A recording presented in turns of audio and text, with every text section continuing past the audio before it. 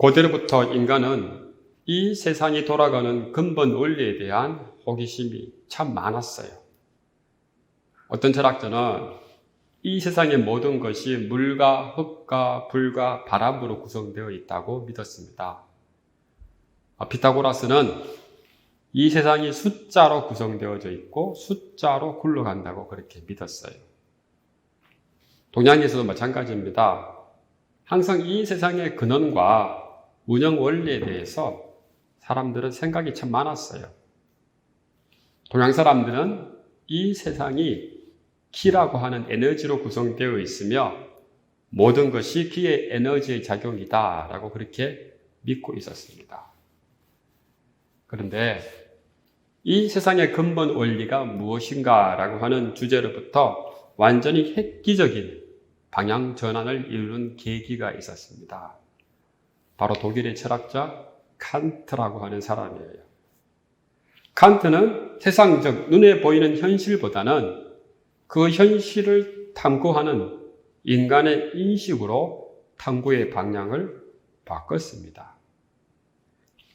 칸트는 인간이 존재한다고 믿는 이 세상은 단지 인간의 마음속에 드러난 세상이다라고 그렇게 생각을 했어요. 즉 우리는 세상이 물과 흙과 불과 혹은 숫자로 구성되어 있다고 생각을 합니다. 그런데 그렇게 믿는 것은 단지 우리가 가지고 있는 인식의 작용이라고 하는 거예요. 눈에 보고 느껴지고 생각되어지는 이 모든 세상은 사실 밖에 있는 것이 아니라 내 마음의 인식작용이라고 하는 것이 칸트의 생각이었습니다. 놀라운 발견이죠. 사실 우리는 우리 밖에 있는 어떤 것이 있다고 하더라도 우리가 보고 느끼고 생각하고 깨닫는 그 인식을 넘어서 그 어떤 것도 알 수가 없어요. 우리가 보고 느끼고 생각하고 하는 그 모든 것들은 단지 우리 마음이 인식하는 것이죠. 인간은 자신의 그 인식을 넘어선 존재를 결코 알 수가 없는 거예요. 그 알 수 없는 존재의 근원에 대해서 칸트는 물 자체라고 그렇게 표현을 하였습니다. 우리가 하나님을 믿는다는 것이 무엇입니까? 우리가 하나님을 믿는다는 것은 우리가 가지고 있는 인식의 한계를 인정하는 거예요. 우리가 하나님을 믿는다는 것은 우리 눈에 보이는 현실이 전부 아님을 인정하는 것입니다. 우리가 보고 느끼고 생각하는 이 구체적인 현실 너머에 하나님이 계시다는 것을 인정하는 것입니다. 뿐만 아닙니다. 이 현실에 뿌리 내리고 있는 우리 삶의 모든 근원에 하나님의 뜻과 계획이 있다는 것을 인정하는 거예요. 사도 요한도 마찬가지였습니다. 그는 이 세상의 창조주이신 하나님을 향한 믿음이 있었어요. 그리고 예수님이 그 하나님의 아들이심을 믿었습니다.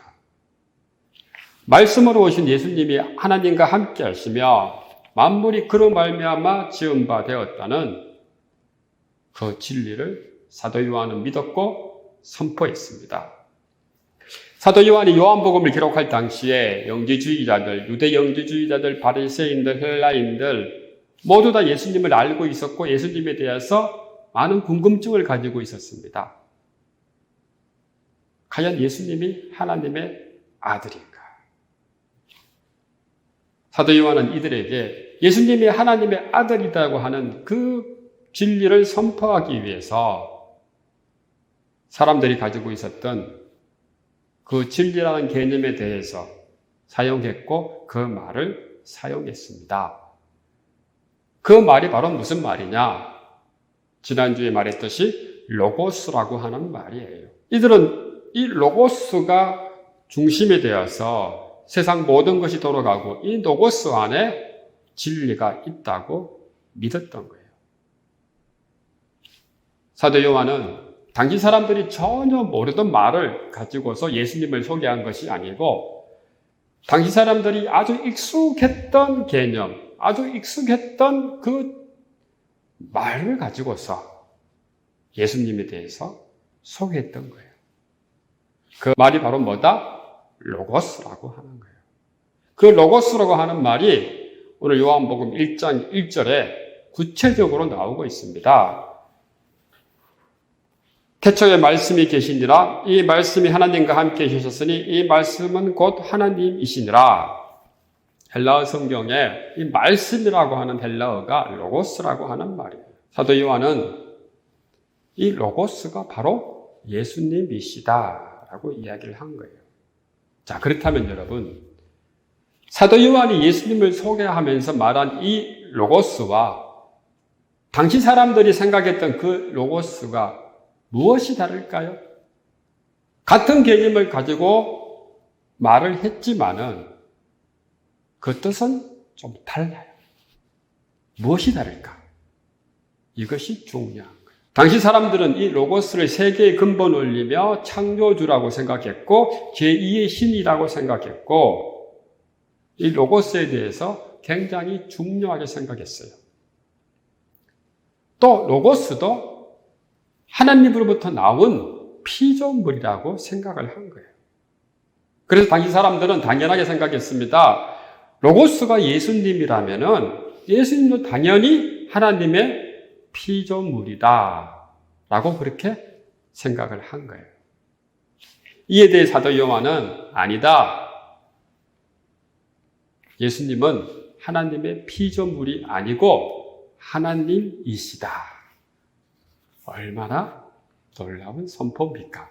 그러면서 사도 요한은 말씀으로 오신 예수님께서 왜 하나님이신가에 대해서 요한복음 1장 2절과 3절과 4절에 대해서 구체적으로 설명을 하는 것입니다. 사랑하는 성도 여러분, 말씀으로 오신 예수님께서 하나님 되심을 믿으십니까? 그러면 왜 하나님이실까? 첫 번째로요, 하나님과 함께 계시면서 만물을 창조하시기 때문에 그런 거예요. 우리 요한복음 1장 2절과 3절의 말씀 다 같이 한번 읽어보겠습니다. 그가 태초에 하나님과 함께 계셨고 만물이 그로 말미암아 지은 바 되었으니 지은 것이 하나도 그가 없이는 된 것이 없느니라. 2절 말씀에 태초에라고 하는 말이 있죠. 이 말은 영원전을 말하는 거예요. 창조가 있기 전에 말하는 거예요. 시간이 생기기 전에 이야기하는 거예요. 사도 요한은 말씀으로 오신 예수님이 영원 전부터 하나님과 함께 하셨고 그리고 하나님과 구별되지 않는 동일하신 분이시다라고 이야기를 하는 거예요. 예수님도 요한복음 14장 10절에서 자신과 하나님은 동일하신 분이다라고 얘기하고 있어요. 요한복음 14장 10절이죠. 내가 아버지 안에 거하고 아버지는 내 안에 계신 것을 내가 믿지 아니하느냐? 내가 너희에게 이르는 말은 스스로 하는 것이 아니라 아버지께서 내 안에 계셔서 그의 일을 하시는 것이니라. 예수님은 영원 전부터 하나님과 함께 하시면서 만물을 창조하셨어요. 예수님은 하나님이신 거예요. 당시 사람들이 생각하는 것처럼 예수님은 하나님의 피조물이 아니에요. 당시 사람들이 생각하는 것처럼 예수님은 그저 추상적인 지혜가 아닌 거예요. 예수님은 세상의 창조자로서 구체적인 인격을 가지고 이 땅에 오셨던 거예요. 믿습니까? 사도 바울도 고린도전서 8장 6절에서 똑같이 말씀을 하고 있습니다. 고린도전서 8장 6절이죠.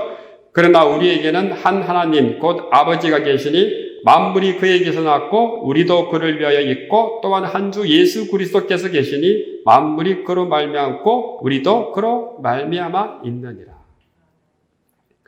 고린도전서 1장 16절과 17절은 어떻게 말씀하고 있습니까? 만물이 그에게서 창조되되 하늘과 땅에서 보이는 것들과 보이지 않는 것들과 혹은 왕권들이나 주권들이나 통치자들이나 권세들이나 만물이 다 그로 말미암고 그를 위하여 창조되었고 또한 그가 만물보다 먼저 계시고 만물이 그 안에 함께 섰느니라.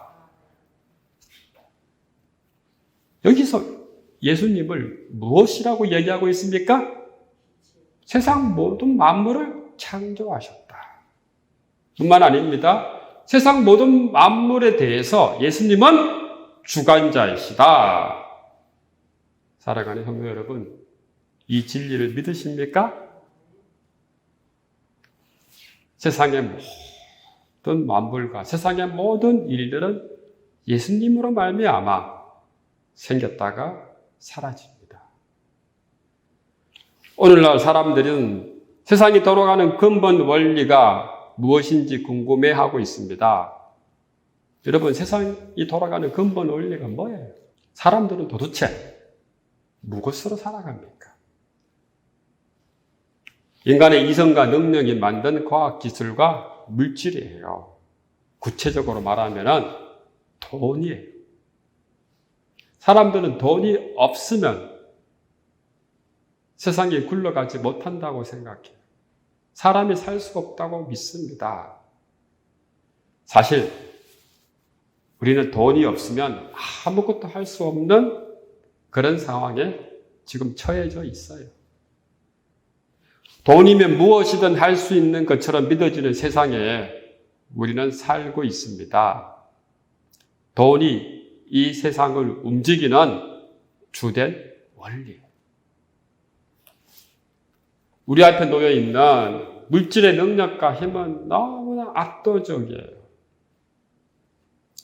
교회 존립 자체를 위태하게 만들고 우리의 생존 자체를 위태위태하게 만듭니다. 이 거대한 돈의 힘 앞에서 예수님께서 세상을 창조하셨다, 예수님은 세상을 주관하시는 분이시다 라고 말을 한다면 사람들이 쉽게 믿을까요?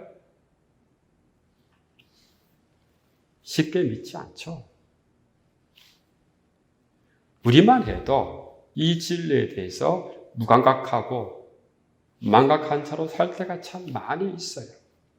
그러나 우리가 조금만 여유를 가지고 이 세상과 우리 자신을 한번 살펴보도록 해봅시다. 이 세상과 우리 자신을 조금만 살펴보더라도 거기에는 놀라운 신비가 있어요. 사실 우리는 하나님의 신비한 능력이 없으면 한순간도 생명을 유지하고 살 수가 없습니다. 숨을 5분간 멈춰봐요. 살아요? 죽어요? 죽어요. 그런데 우리는 우리의 의지로 숨을 스스로 쉰다고 생각을 해요. 그러나 숨은 우리가 쉬는 것이 아니라 저절로 쉬어지는 거예요. 만약 우리가 숨을 쉰다면 멈추는 것도 가능해야 되는데 우리가 숨을 스스로 멈출 수 있어요? 결코 그럴 수 없어요. 우리 몸이 숨을 쉬는 것은 우리 안에 생명이 있기 때문에 몸이 자동적으로 숨을 쉬게 하는 거죠. 우리 인체의 시스템이 숨을 쉬게 하는 거예요. 그 자동 시스템이 스스로 멈추면 우리는 죽음을 맞이합니다. 우리가 밥을 한 끼 먹는 것도 마찬가지예요. 우리는 우리 힘으로 스스로 밥을 한 끼 먹는다고 생각을 해요. 그러나 밥을 한 끼 먹기 위해서 우리가 하는 것은 쌀을 사서 전기 밥솥에 그냥 올리는 것밖에 없어요. 밥을 한 끼 먹기 위해서 하나님께서 햇빛과 바람과 비와 땅을 주셔야 되고 농부가 정성을 들여서 비료를 줘서 키워야 되고 그리고 그 수확한 쌀을 유통해야 되는 그런 노동자가 있어야 되는 거예요. 밥을 한 끼 먹는 그 과정을 가만히 살펴보더라도 하나님의 일하시 없으면, 하나님의 어떤 작용이 없으면 우리는 밥을 한 끼 결코 먹을 수가 없는 거예요. 사계절이 있어야 되고 아침과 밤이 오고 가야 되고 때에 맞춰서 비가 와야 되고 때에 맞춰서 또 햇빛도 있어야 되는 거예요. 이 모든 것들을 다 생각해 보면 하나님의 그 창조적인 능력이 없으면 우리는 결코 밥을 한 끼 먹을 수가 없는 거예요. 하나님의 그 놀라운 창조 능력, 하나님의 놀라운 그 창조 기술이 얼마나 존귀한지 우리는 알 수 있는 것입니다. 사랑하는 성도 여러분, 이 세상을 과연 누가 만들었습니까? 과연 우리 인간을 누가 만들었을까요?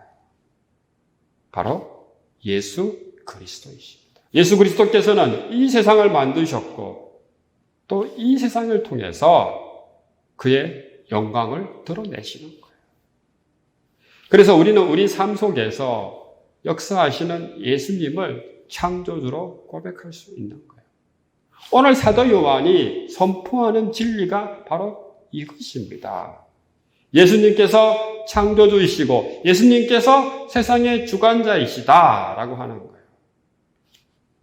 근데 여러분, 우리는 이 사실을 잊을 때가 너무나 많이 있습니다.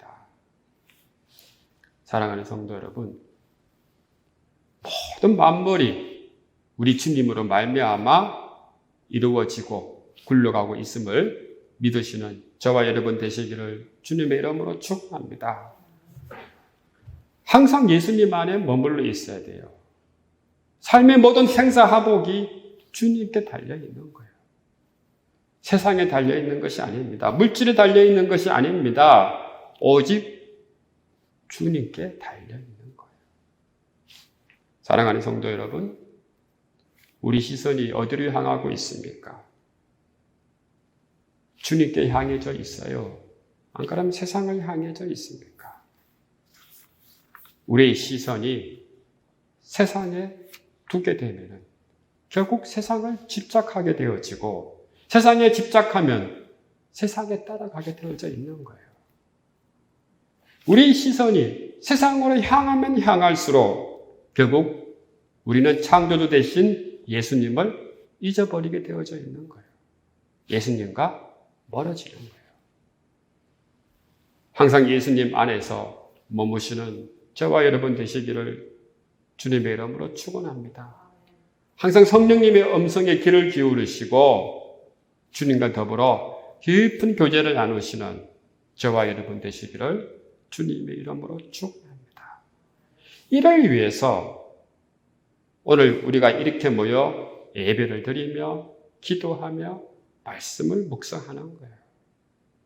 사랑하는 성도 여러분, 모든 만물이 예수 그리스도로 말미암아 이루어졌음을 믿으시기 바랍니다. 이 세상 모든 만물이 예수 그리스도로 말미암아 주관되심을 믿으시는 저와 여러분 되시기를 주님의 이름으로 축원합니다. 말씀으로 오신 예수님께서 왜 하나님이 되십니까? 바로 생명과 빛이기 때문에 그런 거예요. 요한복음 1장 4절과 5절의 말씀이죠. 다 같이 한번 읽어보겠습니다. 그 안에 생명이 있었으니 이 생명은 사람들의 빛이라. 빛이 어둠에 비치되 어둠이 깨닫지 못하더라. 말씀으로 오신 예수님, 바로 생명과 빛이다. 생명과 빛은 하나의 의미를 가진 두 가지 표현이에요. 요한복음에서 가장 중요한 개념이 바로 생명과 빛이에요. 생명이라고 하는 것은 예수님만이 생명의 근원이라고 하는 것이고 예수님으로부터 생명이 나오며 그 생명이 유지된다는 거예요. 달이 스스로 빛을 내지 못하죠. 태양빛을 받아야 그 빛을 내는 것과 똑같은 의미예요. 여러분, 사람을 한번 생명을 생각해 봅시다. 사람이 죽으면 정신작용도 멈춥니다. 육체의 생리작용도 멈춥니다. 그냥 시체만 남는 거예요. 육체라는 몸만 남습니다. 그런데 그 육체를 살고 움직이게 하는 것이 뭐예요? 숨을 쉬게 하는 것이 뭐예요? 바로 생명의 기운이에요. 이 생명의 기운이 없으면 사람은 그냥 흙이에요, 흙. 지수화풍으로 만든 물질밖에 안 되는 거예요. 하나님의 숨결이 우리 몸에 들어옵니다. 그러면 사람이 어떻게? 숨을 쉬기 시작하고 사람의 정신작용도 생기게 되고 그때부터 생명이 시작되는 거예요. 사람에게 생기를 주는 것, 이거 누가 할 수 있는 일입니까? 하나님이 하신다는 거예요. 만약에 생명이 인간의 생각대로 좌지우지할 수 있는 것이라면 인간은 왜 죽음을 맞이하는 겁니까? 이 세상에 아무리 위대한 사람도 잘난 사람도 다 병을 경험하고 죽음을 맞이합니다. 예수님께서 이 땅에 오셨습니다. 왜 오셨습니까? 죽을 수밖에 없는 인간을 위해서 바로 생명을 주시기 위해 오신 거예요. 육체의 죽음을 넘어서 새로운 생명의 길을 우리에게 보여주시라고 오신 거예요.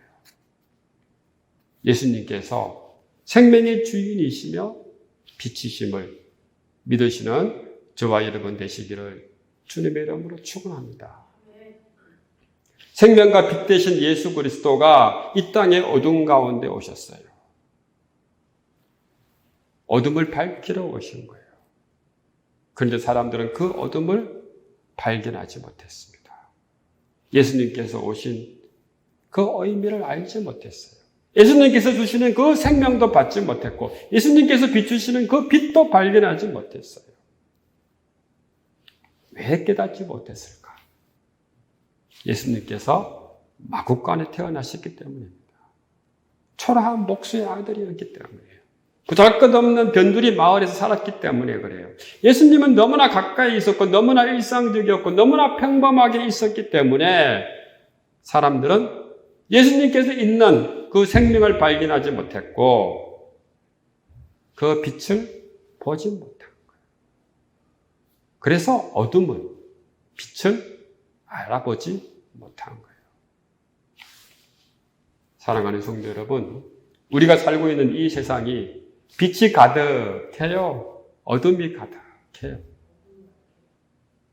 빛도 있고 어둠도 있죠. 그런데 그 어둠의 그늘이 더욱더 깊어져 가고 있어요. 그 어둠이 하나님을 대적하며 이 땅의 빛에 대해서 대적하고 있습니다. 어둠이 이 땅의 빛에 대해서 대적하고 있으니까 죽음이 생명을 위협하고 있는 거예요. 오늘날 우리 사회는 새로운 생명을 탄생시키는 일에 대해서 사람들이 그렇게 긍정적이지 않아요. 하지 않으려고 해요. 젊은이들이 가정을 이루지 않습니다. 결혼을 해서 새로운 생명을 낳으려고 하지 않아요.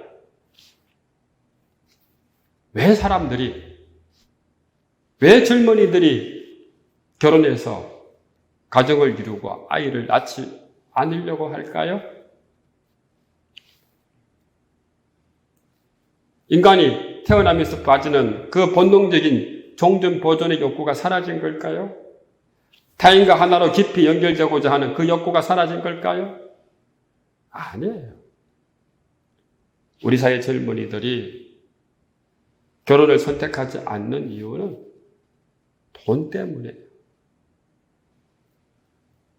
결혼해서 가정을 이루고 아이를 낳는 것 자체가 너무 어려워 힘들어 보이기 때문에 그런 거예요. 불가능해 보이기 때문에 그런 거예요. 여러분, 얼마나 안타까운 일입니까? 인간의 삶에서 기본적인 욕구가 자연스럽게 채워지지 않으면 우리 사회는 어떻게 될까요? 병든 사람이 늘어나고 병든 마음이 여기저기서 생겨나는 거예요. 폭력과 파괴가 일상이 되는 거예요. 아무렇지 않게 사람을 죽이는 거예요. 어둠이 깊어지는 거죠. 묻지마 폭력이 여기저기서 일어나는 거예요. 어둠이 빛을 지배하는 거예요. 생명의 빛으로 오신 예수님은 오늘도 우리에게 생명을 주시고 빛을 주셨어요. 그리고 지금 이 시간도 어둠을 밝히시고 있습니다. 누구를 통해서요? 믿는 우리들을 통해서. 그러나 여러분, 주님께서 주시는 그 생명으로 말미암아 빛이 되고 있습니까? 오늘날 교회가 주님께서 주시는 그 생명으로 말미암아 빛을 선포하고 있습니까? 그렇지 않아요. 우리가 교회 안에 너무 오래 있었어요. 말씀에 너무 익숙해져 있었어요. 형식에 너무 익숙해져 있어요. 우리의 영성이 자꾸 메말라가고 있어요. 신앙생활을 한다는 것은 하나님을 경험하는 것이 아니라 하나의 멤버십을 유지하고 하나의 문화를 이루는 것이 되어버렸어요. 이런 곳에 생명이 있을까요? 빛이 있을까요? 없어요. 사랑하는 성도 여러분, 주님 안에서 새로운 생명의 빛을 발견하는 것 무슨 엄청난 큰일이 아닙니다. 그저 평범한 일상을 통해서 예수님의 빛을 드러내면 되는 거예요. 항상 깨어 있으면 되는 겁니다. 항상 성령 충만해 있으면 되는 거예요.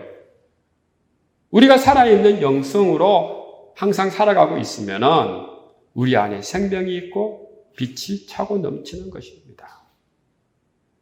이 어둠 가운데서 남들이 다 따라하는 거 다 따라하지 마세요. 어둠의 일들이 무엇인지 돌아봐야 됩니다. 오늘 이 시간 다시 한번 주님께서 주시는 그 생명과 빛으로 말미암아 이 세상의 죽음을 이겨내고 이 세상의 어둠을 이겨낼 수 있는 저와 여러분 되시기를 주님의 이름으로 축원합니다.